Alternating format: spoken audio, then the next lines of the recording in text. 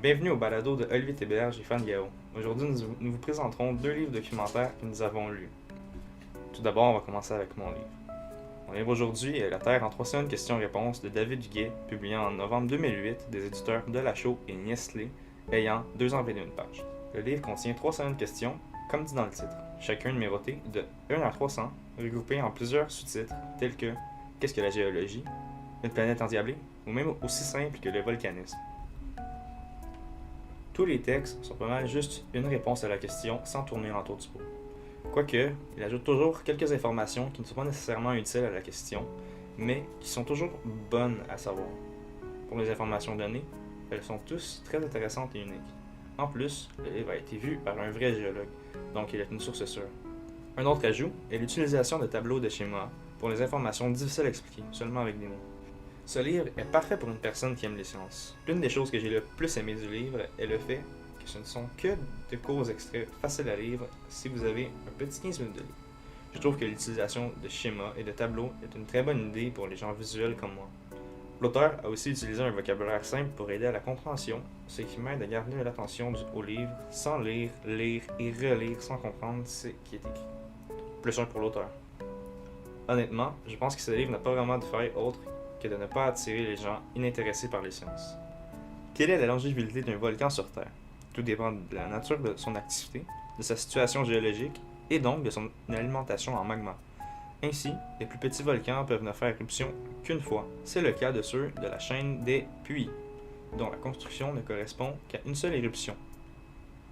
Ces volcans sont dits monogéniques et leur longévité ne dépasse guère quelques années, voire le plus souvent quelques mois, ou même quelques semaines.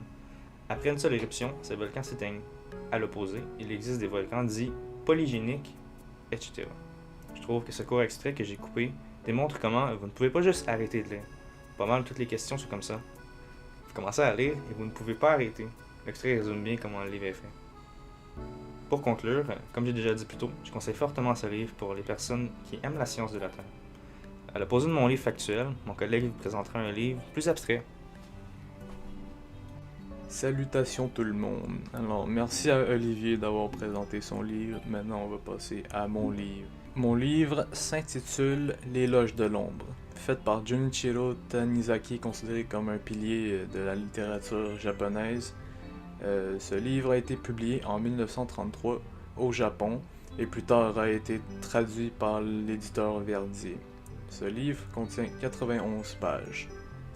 Maintenant, passons au contenu du livre. Ce livre contient une préface à propos de l'auteur. Dans la préface, on retrouve les différentes œuvres de l'auteur. Nous trouvons les thèmes traités dans ces derniers. Ces thèmes étant des sujets très pervertis pour le Japon tels que le sadomasochisme, l'homosexualité, le fétichisme et scatologie.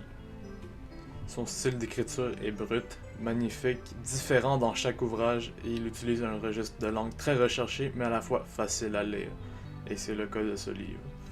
Le contenu est très simple. C'est un essai philosophique sur l'occidentalisation du Japon où Tanizaki va défendre la beauté que peut donner les ombres face à l'esthétique occidentale, où il n'y a pas de place pour l'ombre. Il va par exemple à un moment imaginer un autre monde où le Japon n'aurait pas eu d'influence par l'Occident. Il parle de comment par exemple une radio aurait une allure propre au Japon, c'est-à-dire une radio faite de bambou et avec des matériaux propres au Japon. Dans ce livre, il va parler de l'esthétique occidentale qui préfère l'éclat, le brillant et la propreté, alors que le Japon, eux, ils préfèrent les reflets doux, la patine et le lustre des mains. Il va comparer les différents usages de la lumière et l'ombre, en particulier le tokonoma, une alcôve décorative dans une pièce. Imaginez cette salle. Intéressant, n'est-ce pas? Enlevez le jeu de clair et obscur et on n'a plus la même aura. Il va aussi parcourir l'architecture japonaise, des temples, des palais, des accessoires, des maisons et les matières utilisées dans chacun des éléments nommés afin de, comme le thème l'indique, donner de la beauté à l'obscur. Il y a également un petit segment sur l'esthétique de la femme japonaise. Et il est nécessaire de lire cette partie-là si vous voulez comprendre les types de femmes qui sont représentées dans les romans de Junichiro. Maintenant, passons à la critique. Pour moi, c'est comme lire le journal intime de quelqu'un qui ragote sur un sujet. Je trouve que ce livre est très court, mais à la fois très profond. Ça nous rapporte à plein de réflexions sur nos valeurs artistiques.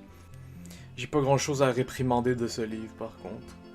Je pourrais dire que ce livre il est très court. Moi je suis bien sûr pas une personne qui lit beaucoup, mais une personne qui aime lire, il pourrait lire ça à l'intérieur de 2 heures maximum, je dirais. Maintenant, nous sommes à l'extrait. Moi-même, au temps de mon enfance, quand je risquais un coup d'œil au fond du tokonoma d'un salon ou d'une bibliothèque, que jamais le soleil n'effleure, je ne pourrais me défendre d'une indéfinissable appréhension, ni d'un frisson. Mais alors, où est la clé du mystère? Eh bien, je trahirais le secret, tout bien considéré. Ce n'est que la magie de l'ombre. Traquer cette ombre produite par tous ces recoins, et le tokonoma aussitôt retournera à sa banale réalité, d'espace vide et nu. Donc, c'était mon extrait. J'ai choisi cet extrait car l'extrait résume bien ce que Tanizaki voulait nous démontrer. Bien sûr, si vous n'avez pas d'intérêt pour l'art visuel, je doute vraiment que vous compreniez le contraste entre le sombre et le clair, mais c'est également un contraste entre l'Orient contre l'Occident. Un espace décoré ne devient qu'un espace gaspillé et vide si l'art n'est pas mis en évidence grâce à l'ombre.